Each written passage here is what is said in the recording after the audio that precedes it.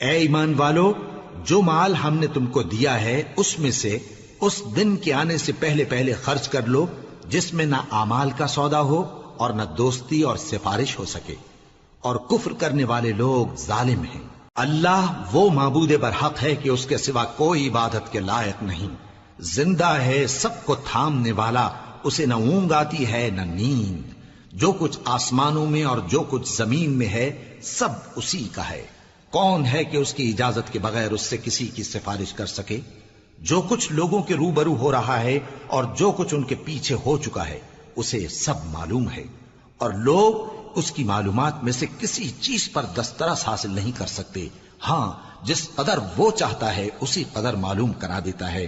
اس کی بادشاہی اور علم آسمان اور زمین سب پر حاوی ہے، اور اسے ان کی حفاظت کچھ بھی دشوار نہیں۔ وہ بڑا عالی رتبہ ہے، جلیل القدر ہے۔